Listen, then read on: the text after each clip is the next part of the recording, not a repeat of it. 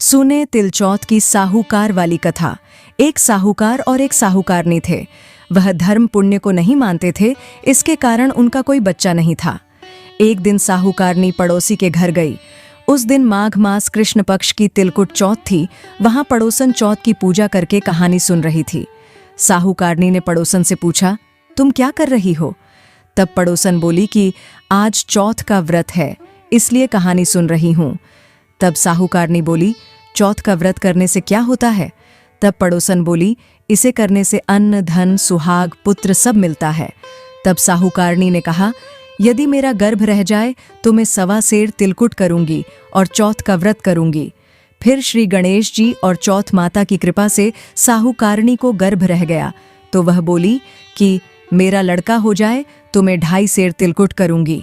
कुछ दिन बाद उसको लड़का हो गया तो वह बोली कि हे चौथ बिंदियाक जी, मेरे बेटे का विवाह हो जाएगा तो 5.25 सेर का तिलकुट करूंगी। कुछ वर्षों बाद उसके बेटे का विवाह तय हो गया और उसका बेटा विवाह करने के लिए बारात लेकर चला, लेकिन उस साहूकारनी ने तिलकुट नहीं किया। इस कारण से चौथ माता गणेश जी क्रोधित हो गए और उन्होंने फेरों से उसके बेटे को उठाकर पीपल के पेड़ पर बिठा दिया। सभी वर को खोजने लगे पर वो नहीं मिला। सभी को लगा दूल्हा नदी में डूबकर मर गया है। हताश होकर सारे बाराती अपने अपने घर को लौट गए। इधर जिस लड़की से साहूकारनी के लड़के का विवाह होने वाला था, वह अपनी सहेलियों के साथ गणगौर पूजने के लिए जंगल में दूब लेने गई। तभी रास्ते में पीपल के पेड़ से आवाज आई, ओ मेरी अर्धब्याही। यह बात सुनकर जब लड़की घर आई, उसके बाद वह धीरे धीरे सूख कर कांटा होने लगी। एक दिन लड़की की माँ ने कहा, मैं तुम्हें अच्छा खिलाती हूँ, अच्छा पहनाती हूँ, फिर भी तू सूखती जा रही है, ऐसा क्यों? तब लड़की अपनी माँ से बोली कि वह जब भी दूब लेने जंगल जाती है तो पीपल के पेड़ से एक आदमी बोलता है कि ओ मेरी अर्धब्याही। उसने मेहंदी लगा रखी है और सेहरा भी बांध रखा है। तब उसकी माँ ने पीपल के पेड़ के पास जाकर देखा और पाया कि यह तो उसका जमाई ही है। तब उसकी माँ ने जमाई से कहा, यहाँ क्यों बैठे हैं? मेरी बेटी तो अर्धब्याही कर दी और अब क्या लोगे? साहूकारनी का बेटा बोला, मेरी माँ ने चौथ का तिलकुट बोला था लेकिन नहीं किया, इसलिए चौथ माता ने नाराज होकर यहाँ बैठा दिया।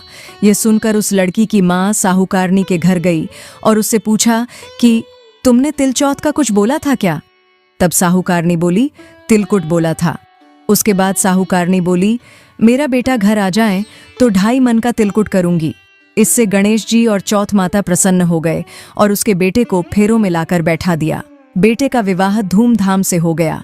जब साहूकारनी के बेटा एवं बहू घर आ गए, तब साहूकारनी ने 2.5 मन तिलकुट किया और बोली, हे चौथ माता, हे विनायक जी, आपके आशीर्वाद से मेरे बेटा बहू घर आए हैं, जिससे मैं हमेशा तिलकुट करके व्रत करूंगी। इसके बाद सारे नगरवासियों ने तिलकुट के साथ सकट तिल चौथ व्रत करना प्रारंभ कर दिया। हे चौथ माता, हे गणेश जी महाराज, जिस तरह साहूकारनी पर कृपा करी वैसी सब पर करना। इस कथा को कहने सुनने व हुंकारा भरने वालों का भला करना। बोलो चौथ माता की जय, गणेश जी महाराज की जय। अब सुने गणेश जी की तिल चौथ की कहानी। एक शहर में देवरानी जेठानी रहती थी। जेठानी अमीर थी और देवरानी गरीब थी। देवरानी गणेश जी की भक्त थी। देवरानी का पति जंगल से लकड़ी काटकर बेचता था और अक्सर बीमार रहता था। देवरानी जेठानी के घर का सारा काम करती थी और बदले में जेठानी बचा हुआ खाना, पुराने कपड़े आदि उसको दे देती थी। इसी से देवरानी का परिवार चल रहा था। माघ महीने में देवरानी ने तिल चौथ का व्रत किया। 5 आने का तिल अव गुड़ लाकर तिलकुट्टा बनाया। पूजा करके तिल चौथ की कथा सुनी और तिलकुट्टा छींके में रख दिया और सोचा कि चांद उगने पर पहले तिलकुट्टा और उसके बाद ही कुछ खाएगी। कथा सुनकर वह जेठानी के यहाँ चली गई। उसने खाना बनाकर जेठानी के बच्चों से खाना खाने को कहा तो बच्चे बोले, माँ ने व्रत किया है और माँ भूखी हैं। जब माँ खाना खाएगी हम भी तभी खाएंगे।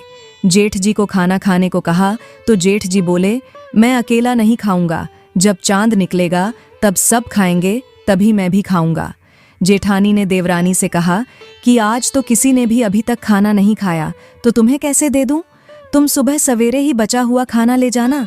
देवरानी के घर पर पति बच्चे सब आस लगाए बैठे थे कि आज तो त्योहार है, इसलिए कुछ पकवान आदि खाने को मिलेगा।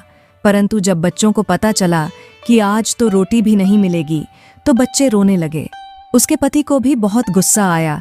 कहने लगा, सारा दिन काम करके भी 2 रोटी नहीं ला सकती तो काम क्यों करती हो। पति ने गुस्से में आकर पत्नी को कपड़े धोने के धोवने से मारा। धोवना हाथ से छूट गया तो पाटे से मारा। वह बेचारी गणेश जी को याद करती हुई रोते रोते पानी पीकर सो गई। उस दिन गणेश जी देवरानी के सपने में आए और कहने लगे, ओ धोवने मारी, पाटे मारी, सो रही है या जाग रही है। वह बोली, कुछ सो रही हूँ, कुछ जाग रही हूँ। बाल स्वरूप गणेश जी बोले, भूख लगी है, कुछ खाने को दे। देवरानी बोली, क्या दूं, मेरे घर में तो अन्न का एक दाना भी नहीं है। जेठानी बचा खुचा खाना देती थी, आज वह भी नहीं मिला। पूजा का बचा हुआ तिलकुट्टा छींके में पड़ा है, वही खा लो। तिलकुट्टा खाने के बाद बाल स्वरूप गणेश जी बोले, ओ धोवने मारी, पाटे मारी, निमटाई लगी है, कहाँ निमटे। वह बोली, यह पड़ा घर, जहाँ इच्छा हो वहां निमट लो। फिर गणेश जी बच्चे की तरह बोले, अब कहाँ पोछूं।